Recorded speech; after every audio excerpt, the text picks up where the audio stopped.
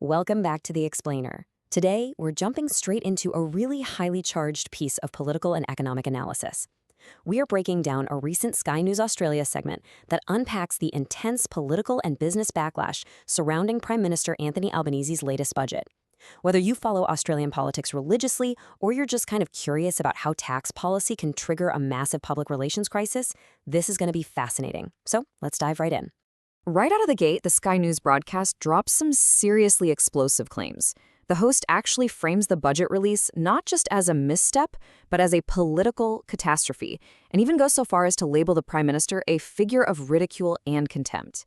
Now, obviously, those are undeniably harsh words, but if we set the rhetoric aside for a second, this really sets the stage for the core argument of their segment, that a very specific shift in tax policy has severely and maybe even permanently damaged the Prime Minister's standing with the business community. All right, let's look at the catalysts for all of this outrage, the capital gains tax. To really grasp where all this anger is coming from, we need to look at the specific economic trigger. What exactly is this change? Well, the Prime Minister justified this shift as an essential piece of tax reform. The policy basically aims to return to a pre-1999 position. So instead of a flat discount, the tax is applied to real gains, which means calculating your gain minus inflation. The government's perspective here is that taking inflation into account just makes the whole system fairer and more accurate. But at the heart of this controversy is a massive ideological clash. On one side, you've got the Prime Minister's view, right? The goal is to align income derived from work with income derived from assets. It's essentially an argument for parity. But on the flip side, the Sky News segment pushes back super hard against this equivalence. The presenter's argument is that you literally cannot compare the two. They argue that entrepreneurs take on massive, unprotected risks, like sometimes facing total bankruptcy, just to create jobs and wealth. In stark contrast, they argue that wage earners and government workers have relatively safe jobs without taking on that inherent financial risk. And that ideological divide is exactly why the scope of this tax matters so much. Sky News emphasizes that this change doesn't just hit housing investors, which, is usually the focus of the political debate. It actually casts a much wider net. It deeply impacts anyone investing in shares and, crucially, anyone who eventually sells a business that they built from the ground up. The segment argues that applying the tax this broadly effectively punishes the very act of entrepreneurialism. So how did people react? Well, it sparked some intense grassroots mockery. This perceived attack on business builders sparked a massive, totally unorganized grassroots protest that revolves entirely around one number, 47%. The narrative that really took hold among frustrated business owners is this idea that the government is essentially taking up to a 47% cut of a business's capital gain. The real outrage stems from the perception that the government is stepping in to take nearly half the profit when an asset is sold without having contributed an ounce of sweat equity or taking any of the initial risks to build it up in the first place. So how did this 47% figure actually play out online? Well, you started seeing this wave of viral, highly sarcastic posts flooding the internet from real companies. For instance, Asset Landscapes named the Prime Minister their May Employee of the Month for taking 47% equity. Bonnie Clean & Co. welcomed him to an accidental 47% stake despite never touching a mop. These businesses are basically sarcastically welcoming the Prime Minister as their brand new, silent, completely non-working equity partner. And the source argues this is uniquely damaging because it uses humor and mockery to highlight a very real, deep-seated economic grievance.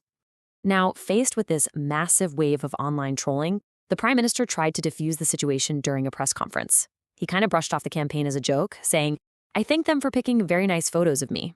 But the Sky News broadcast points out that this dismissal totally backfired. Instead of calming the waters, treating the genuine frustration of small business owners like a lighthearted joke only added fuel to the fire. It really solidified this narrative that he's just disconnected from their day-to-day realities.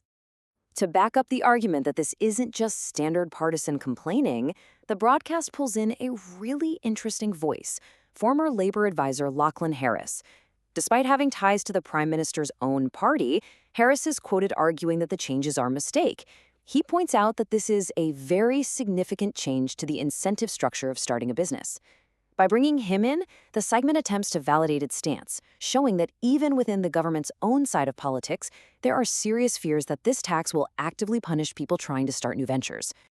Which brings us to the fallout, and arguably the biggest issue here, the trust deficit.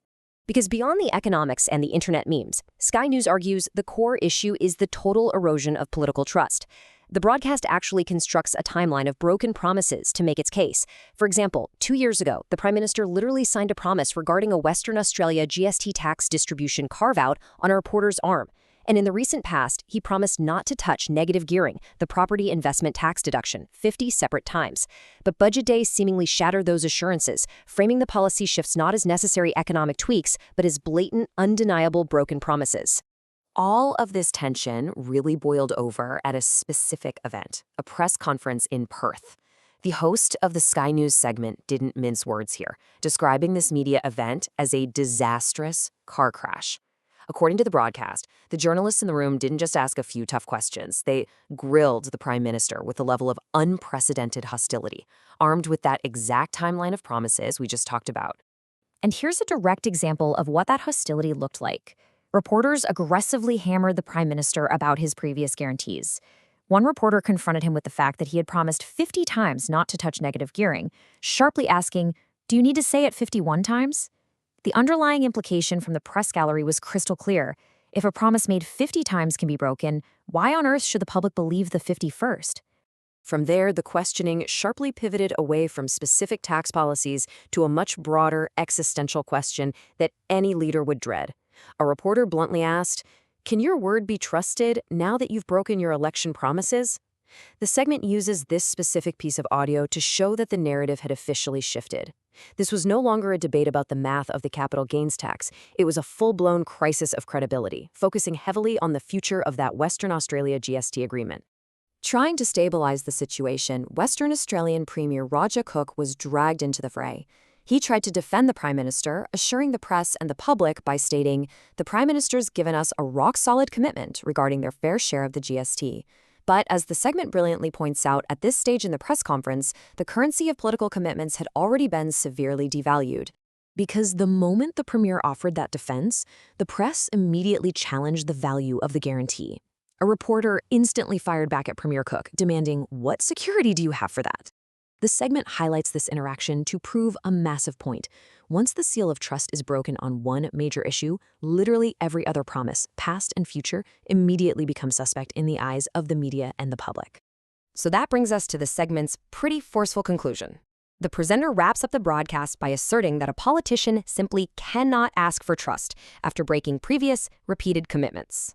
The final assessment delivered by Sky News is completely uncompromising. They depict a prime minister whose political power and authority are now as broken as his word. It's a really stark framing of what happens when political capital is lost. Which leaves us with a critical question to consider, and it highlights exactly why this matters to us. Regardless of where you sit on the political spectrum, this breakdown illustrates a totally universal political vulnerability. When a politician's firm campaign promises inevitably collide with evolving economic and budget realities, what is the true lasting cost? How quickly does their political capital evaporate when the public feels that trust has been broken? It is a question that applies to leaders absolutely everywhere. Thank you so much for joining me for this explainer. Keep questioning everything, and I'll see you next time.